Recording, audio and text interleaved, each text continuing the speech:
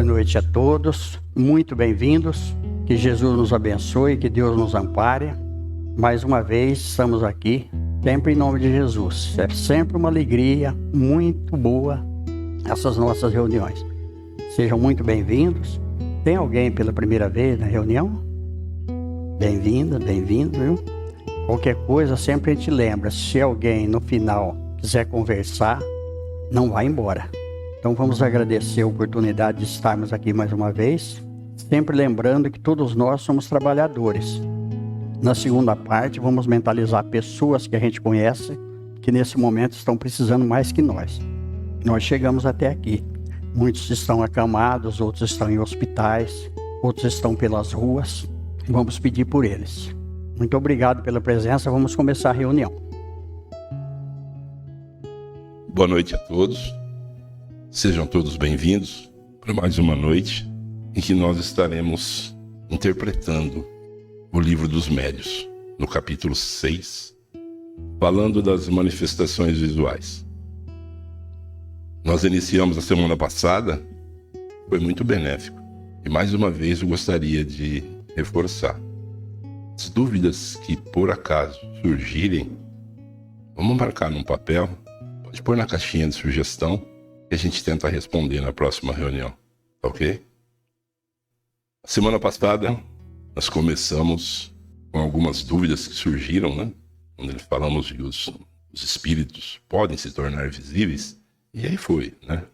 Até nós chegarmos nessa pergunta que ficou de tópico por essa semana. É racional assustar-se com a aparição de um espírito?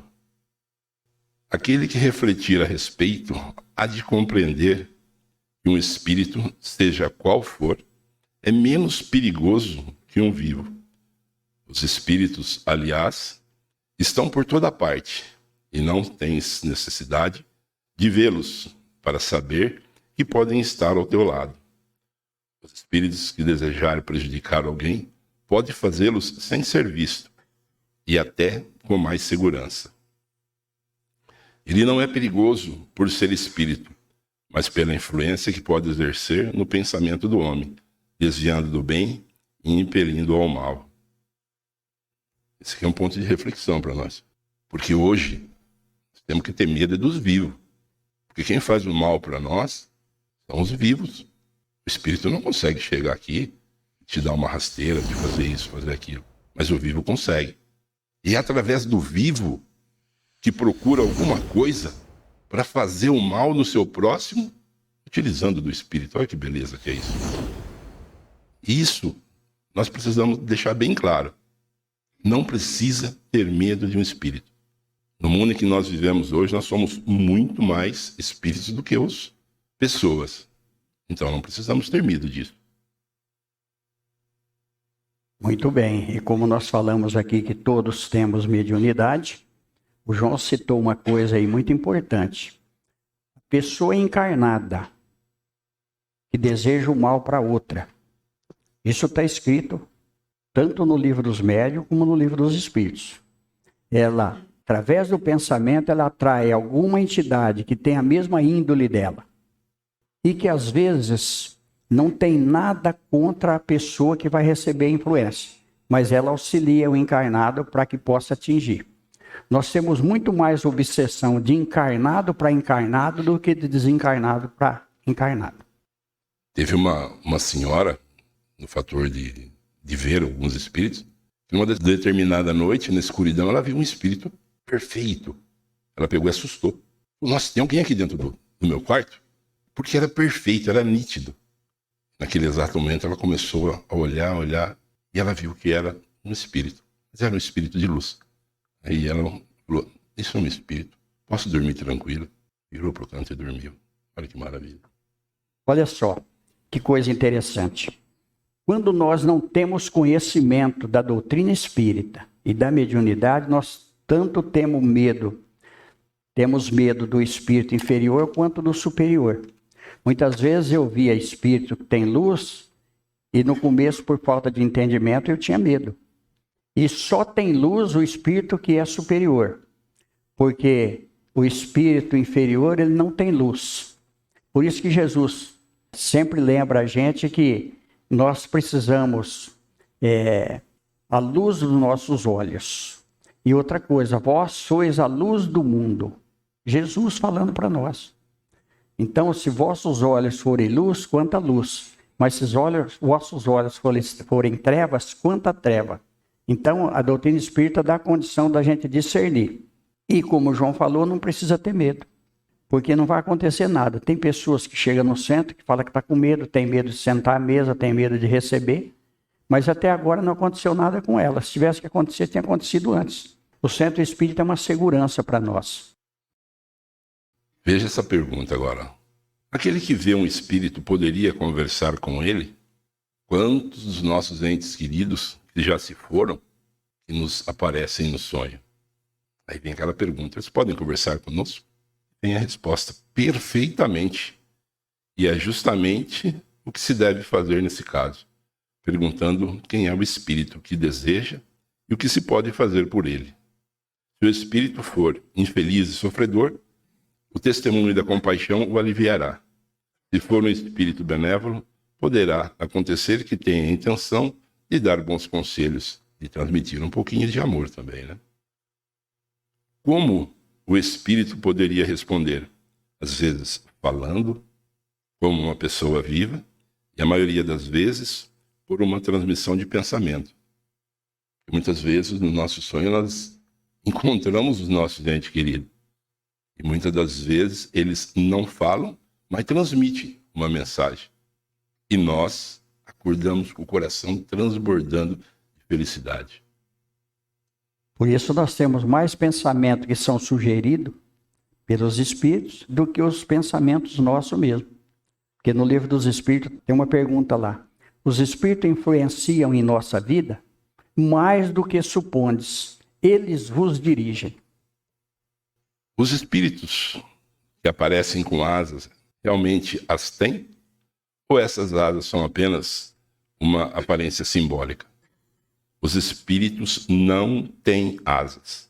Não precisam delas, pois podem transportar-se por toda parte como espíritos. Aparecem dessa forma porque querem impressionar a pessoa a que se mostram. Uns aparecerão com suas roupas habituais, outros envolvidos em panos, alguns com asas como atributos da categoria espiritual que representam. Isso é muito comum a gente ver nas crianças, né? Muitas vezes, eu, olha, que frequentava muito o Aparecido do Norte e encontrava muita gente pagando promessa. E lá vestia-se os inocentes como anjos e colocavam asas nos coitadinhos. E outra coisa, hein? Uns anjos muito feios, dá a dó das crianças. Umas asas mal feitas, eu estou falando da minha época, de 70 anos atrás. Umas asas bem mal feitas mesmo, e as crianças, uma criança ficava assustada com a outra. Aí as mães falavam, não é anjo, meu filho, é anjinho, né? As pessoas que vemos em sonho são sempre que aparentam ser, são quase sempre as mesmas pessoas, que é o teu espírito, vai encontrar ou que te vem encontrar. Os espíritos zombadores não poderiam tomar a aparência das pessoas que nos são caras e nos iludirem, tomam aparências fantasiosas para se divertirem às vossas custas, mas há coisas com as quais não lhes é permitido brincar. Isso muitas das vezes, né? O espírito que é o zombeteiro na vida, ele sabe até onde ele pode ir. Ele sabe até onde ele pode atormentar a pessoa. E ele chega naquele ponto, ele não passa mais. Isso daqui é tão interessante que uma amiga nossa, o Roberto lembra dessa história, porque a gente estava todos juntos, ela começou a ver o Emmanuel, o guia do Chico Xavier. Ela se emocionava, ela chorava. Aí o senhor Benedito Pedroso, era um cara muito sensato, um homem que estudou muito a doutrina espírita, ele falava assim, é impossível ela estar vendo Emmanuel. Lembra disso, Roberto? É impossível ela estar vendo Emmanuel. Mas tudo bem. Aí um dia nós estávamos numa reunião, você estava também, aí ela começou a chorar, emocionar, que ela estava vendo o Emmanuel. Aí o senhor Benedito falou, vê se ele tem luz, que eu falei anteriormente. Lembra disso? Aí ele estava tudo escuro, ele se transformou.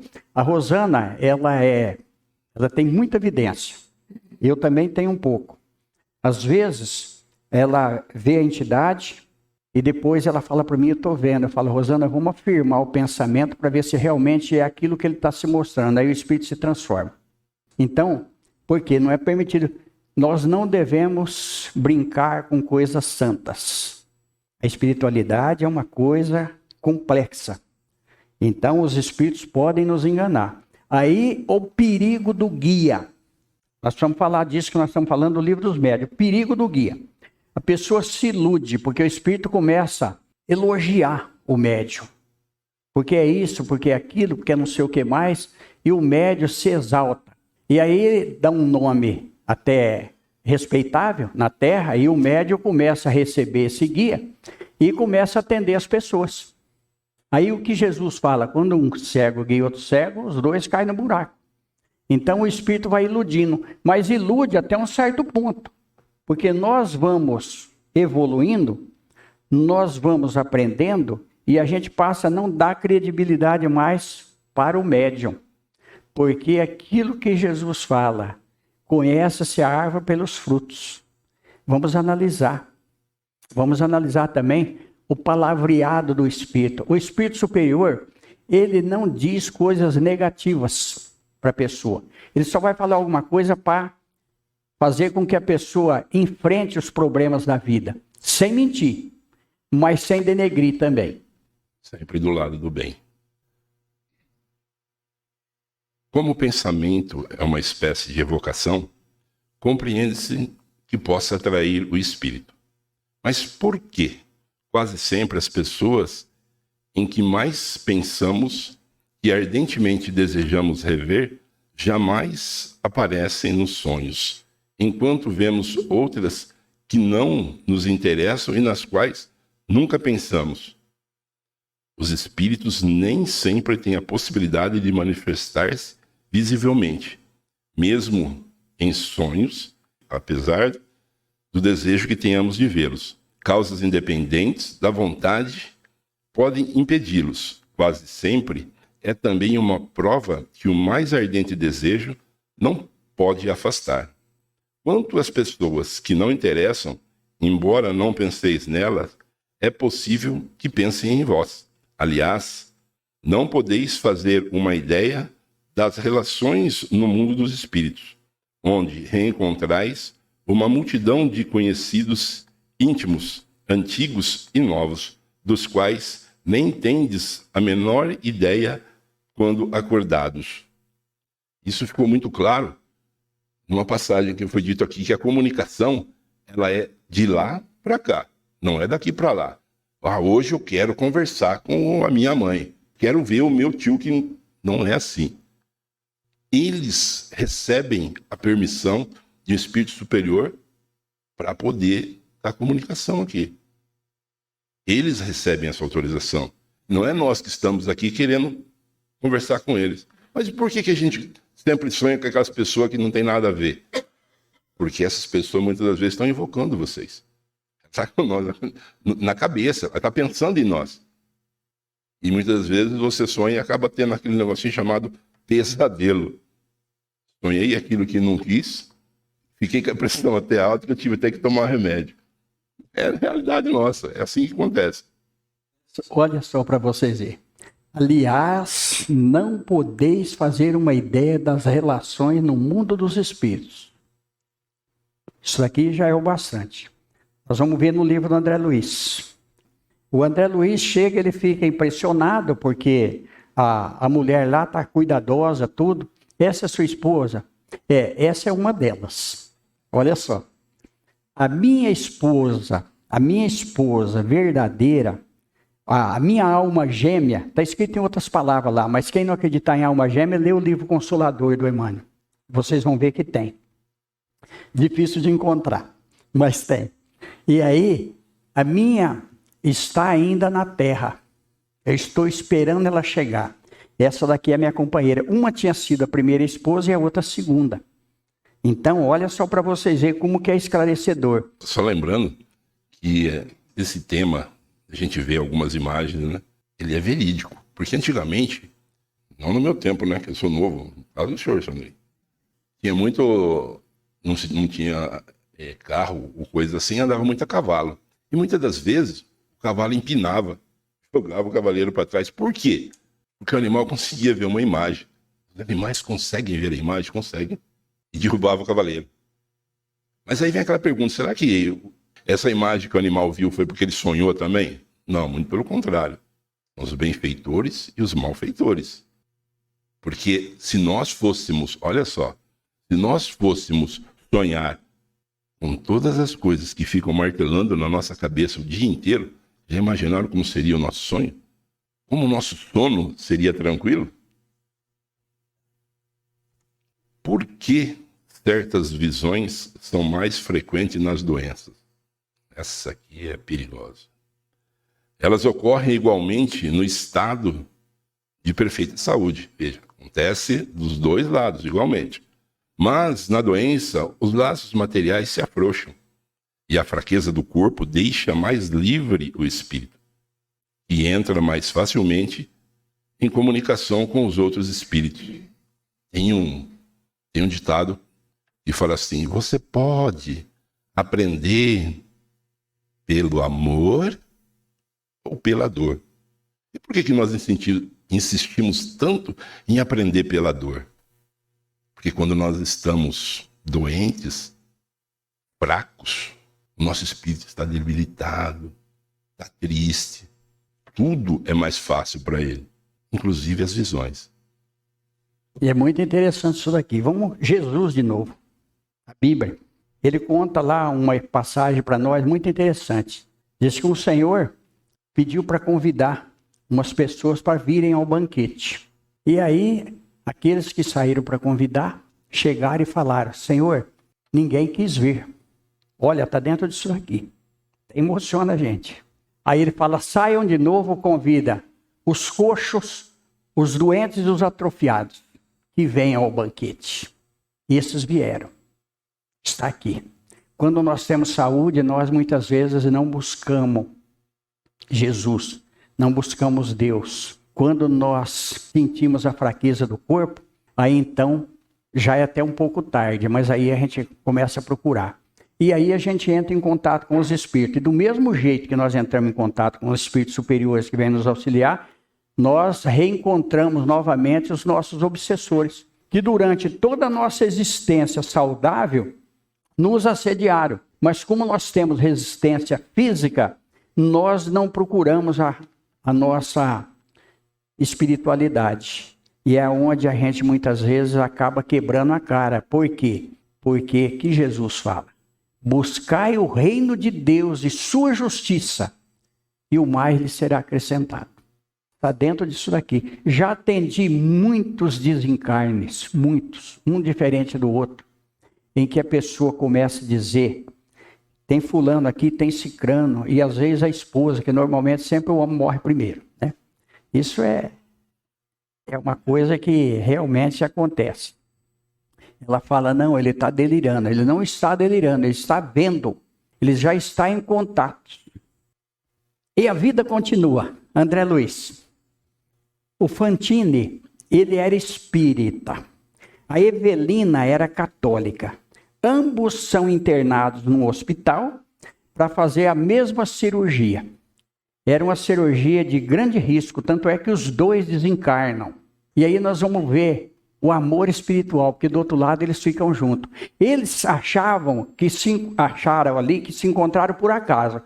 Se alguém não assistiu ainda o filme A Vida Continua, assiste. Mas o livro é melhor ainda, e a vida continua. André Luiz. Aí o que acontece? Quando os dois são internados no hospital, ela está muito pensativa, ela era uma mulher muito boa, ela está orando, e ele também. E ele está apreensivo, né? Porque o espírita, ele tem mais medo ainda. Do outro lado, às vezes, dependendo das coisas que ele fez. Ele sabe o que espera. Aí ela pergunta para ele, o senhor está com medo de não encontrar nada do outro lado? Ele fala, não, eu estou com medo de encontrar. Então, porque ela achava que ia acabar, e ele sabia que não ia. Mais uma, acho que dá, João. As aparições espontâneas parecem mais frequentes em certas regiões. Alguns povos são melhores dotados que outros para essas manifestações. Fizeste um relatório geral das aparições? As aparições, os ruídos e todas as manifestações expandem-se igualmente por toda a terra, mas apresentam características próprias, segundo os povos em que se verificam. Entre alguns, por exemplo, a escrita é pouco desenvolvida e não há médiuns escreventes. Entre outros, eles abundam. Além disso, há mais frequência de manifestações ruidosas e de movimentos de objetos que a comunicação inteligente, porque essas são menos apreciadas e procuradas. Nós podemos entender que, vou tirar o exemplo nosso aqui, quantos escreventes nós temos hoje na mesa? E existem alguns centros que a maioria é escrevente. Existem algumas regiões que, se falar espiritismo, sai até briga. Existem algumas outras que não.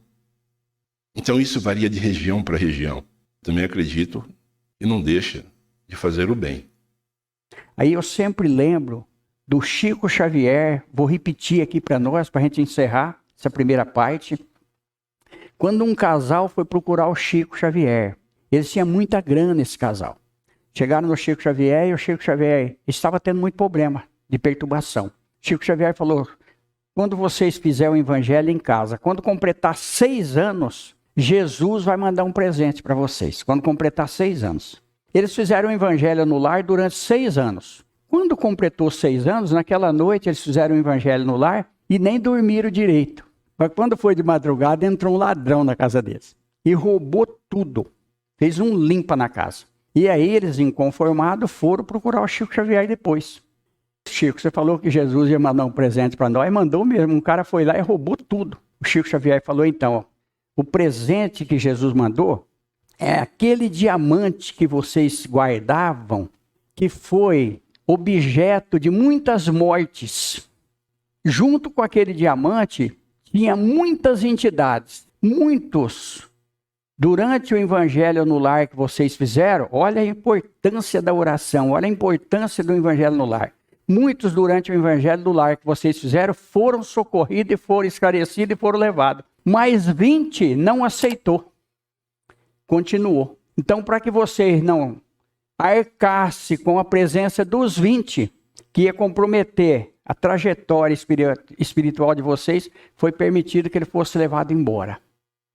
Muita coisa que acontece na nossa vida que a gente acha que é para o mal, é para o bem. E aqui tá bom, né? Vamos deixar a pergunta da semana que vem, que ela é interessante. Por que as aparições se verificam mais à noite? Muito bem. E aí nós vamos explicar por que a gente apaga a luz aqui. E o porquê da luz azul e da luz vermelha. Cada um faz o seu pedido mental agora. Vamos focar naquilo que nos trouxe até aqui. Quando a gente achar que a nossa vida não é legal, que nós estamos tendo algum problema, vamos fazer uma visita nas periferias, vamos num hospital, principalmente no hospital psiquiátrico, numa instituição, numa casa de repouso, e nós vamos ver como nós somos felizes. Alguém que está atormentado, porque a experiência maior que eu tive na minha vida foi no hospital psiquiátrico. A maior experiência da minha vida. Ali eu passei a valorizar mais ainda, principalmente, a minha mente, o nosso discernimento, a nossa lucidez. Quantos nesse momento? E olha, a gente vê cada coisa no hospital psiquiátrico que às vezes a gente dá até risada. Nós tivemos um caso no hospital psiquiátrico de um senhor que ele achava que era coronel ainda, ele estava vivendo uma outra encarnação. E todo mundo meio doente, meio perturbado, ele arranjou um pequeno exército dentro do hospital. Ele mandava a turma marchar, eles marchavam, dar meia volta, e começou a criar bastante problema. Esse homem foi curado, ele era lá de Araçatuba.